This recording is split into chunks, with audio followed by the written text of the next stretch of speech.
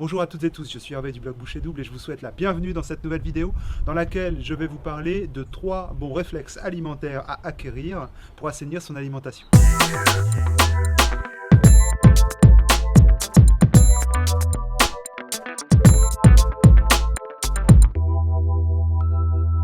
La première bonne attitude à acquérir lorsqu'on veut assainir son alimentation est de la revégétaliser, comme c'était le cas il y a 50 ou 60 ans, lorsque les produits d'origine animale étaient plus rares. Ils étaient moins distribués et on en consommait moins. Donc ça, c'est la première des choses. Au-delà du fait qu'ils soient acidifiants, donc dans le cadre d'une alimentation alcaline, on les limite. Il est important pour chacun d'avoir en tête qu'actuellement en Occident, et notamment en France, on consomme jusqu'à 80% de produits animaux, ce qui est un dérèglement de l'alimentation, puisqu'autrefois, lorsque l'on mangeait de la viande, c'était vraiment de façon sporadique et absolument pas à chaque repas. Donc on est en train de rompre un équilibre depuis 2 ou 3 générations et on est en train de payer au niveau de la santé publique. Et j'ai une bonne nouvelle, c'est super simple à faire, il suffit de se poser la bonne question. D'abord, vous commencez par vous préparer des légumes, vous vous concentrez là-dessus, surtout si c'est loin de vos habitudes alimentaires. Et ensuite, une fois que c'est fait, vous vous posez cette question: quelle viande ou quel poisson pourrait bien accompagner mes légumes? Voilà, en fait, vous inversez la tendance dans votre tête et petit à petit, vous prenez d'autres codes alimentaires, vous acquérirez d'autres habitudes alimentaires. Ensuite, le deuxième bon réflexe qu'il faut acquérir, c'est éviter tous les aliments transformés. Ils ne doivent pas devenir une norme, ils ne doivent pas faire partie de tous nos repas du matin jusqu'au soir.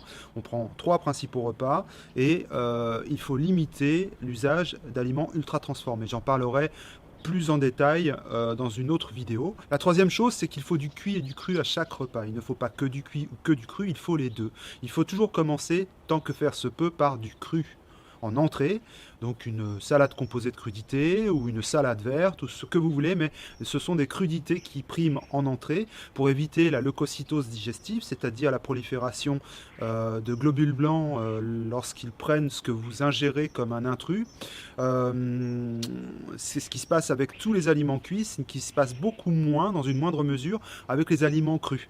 Donc il est important de manger des aliments crus en entrée, suivis d'aliments cuits, et si possible bien cuits, c'est-à-dire d'une bonne façon, qui ne soit pas délétère pour l'aliment et qui continue à nous fournir les nutriments qui n'auront pas été tués par la cuisson. En revanche, s'il faut manger du cru en début de repas, c'est parce que les vitamines et les enzymes alimentaires ne restent présentes que dans le cru. Alors pas toutes les vitamines, certaines vont disparaître seulement au-delà de 90 degrés, mais la plupart des vitamines vont disparaître dès 40 degrés, entre 40 et 70 degrés.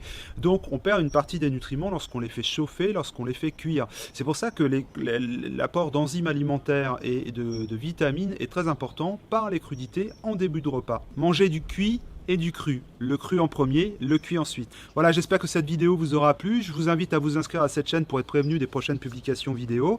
Vous pouvez aussi télécharger mon guide gratuit sur le blog 5 jours de menu alcalin pour optimiser votre vitalité.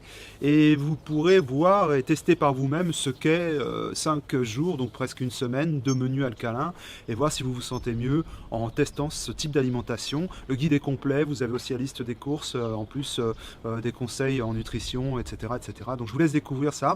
Moi, ça m'a beaucoup aidé sur ma santé. C'est pour ça que je partage avec vous mon expérience et mes nouvelles connaissances acquises depuis 6 ans, que j'ai créé le blog Boucher Double pour parler de ce type d'alimentation qui est complète, sans risque sanitaire et qui permet de se requinquer et de rebooster sa vitalité. Je suis plus en forme aujourd'hui à 52 ans que je ne l'étais à 30 ans.